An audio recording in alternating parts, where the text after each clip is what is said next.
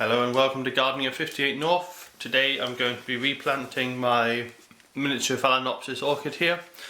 And the reason I'm doing that is because the growing medium it's been in for the last 6 months is Sphagnum peat moss. So not peat moss, Sphagnum moss. And it's really, I find it not a very good growing medium for Phalaenopsis orchids. And the reason is Phalaenopsis orchids actually grow on the outside of trees and the roots run down the bark of the trees, so they don't grow in soil, and it means the roots are always exposed to the air. So because of this, they need a lot of oxygen and they need to have a lot of air around the roots, but where they come from is very tropical and moist. So the reason we grow them in bark and other substances is to keep them damp, because the atmosphere in our houses is a lot drier than it would be in the rainforest where these come from. So the medium that I prefer is bark because it's really airy and light. It's not too easy to overwater them, and when you do water them you can quite easily see the roots change colour. Whereas this is Sphagnum moss here. It's good because it's sterile and it holds a lot of moisture, so you don't have to water it as often, but as you can see it's pretty solid. There might be air around the outside, but inside you're not going to get much air. And you can see a lot of the roots from this one have died, and it's not a very happy orchid because it's been dying off because of that. So what I'm going to do is I'm going to replace this. So what I've got is compost orchid, orchid compost, sorry, and the one I've bought is unfortunately, it's supposed to be for orchids. You can see in the picture there's a Phalaenopsis one there, but it's not. There's a bit of bark in there, but not a lot, and it's quite peaty. So that really isn't ideal. That would be good for maybe Cymbidium orchids, maybe not too bad for Dendrobiums, but for Phalaenopsis orchids it's not really very good because it doesn't have many large parts of bark in it. So what I've done, so I've added a third perlite, you can see there, and that's just made it a lot more free draining and opened up the mix a lot. So that's what I'll be using, and hopefully there'll be enough air in there for the plant. So this has been made quite easy for me. You can see the person who planted this up had actually had already cut this in 2 sections, so I can just peel it away like so. And interestingly, you can see it hasn't really grown into the moss at all. So the person in the nursery just got 2 halves of compressed sphagnum moss, put the two together on the plant with the hope that they would grow its roots into it. It's kept its roots damp, but it hasn't grown, the roots haven't really grown into it at all. You can see there's no roots in this. So it's a really bad growing medium as far as I'm concerned for these orchids. So I'm just taking off all that moss. Be very careful because the roots are very delicate. You can see most of the roots are actually dead, so I'll just carefully pick off the dead roots because they're not any use. And as you can see, there's pretty much 0 roots that are alive on this orchid, which is a real shame. So I'm just going to take off the clips here and the sticks because they're going to get in the way, and I'll reattach them later once they're on the pot. So that's the orchid there. As you can see, the poor thing, these roots are all dead. They're soft there. You can tell the root dead because they're soft and hollow, and I can snap them off easily.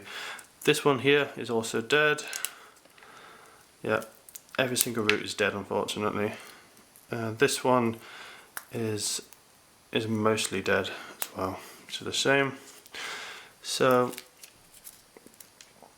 as you can see there, all the roots have died, which is a real shame. There's one here which got a bit of life left in it, that slightly harder one there.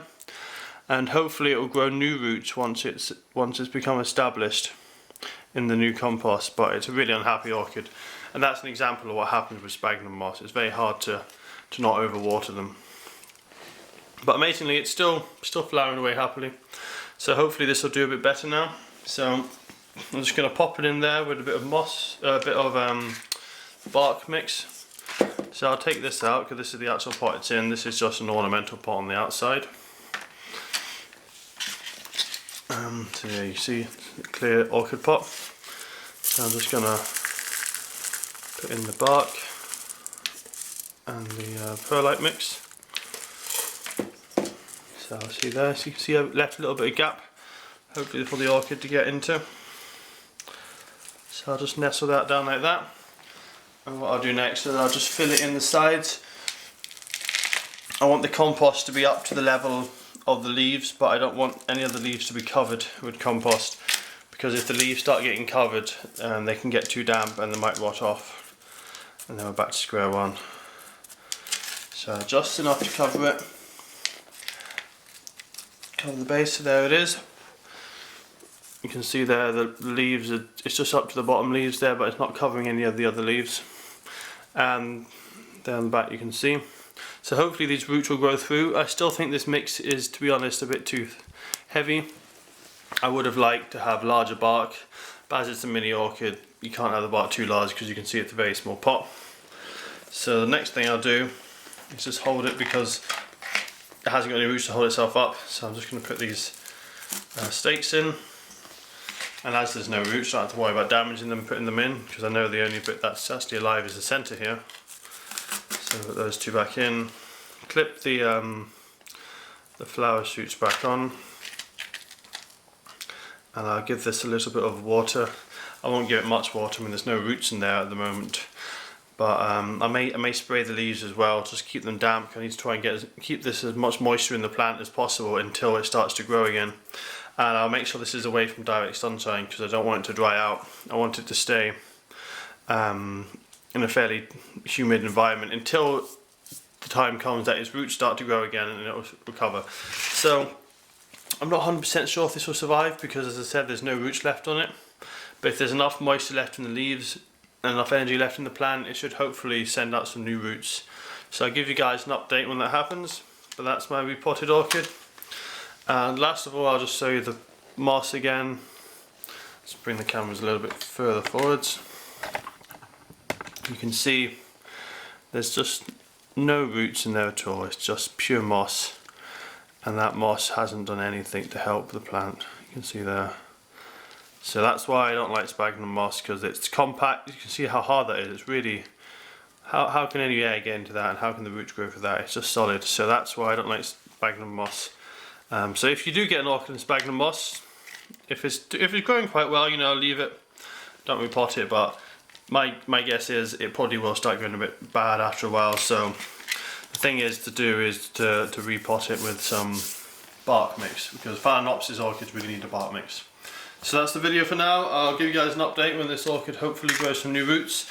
It's in a clear pot, so I should be able to show you the roots quite clearly.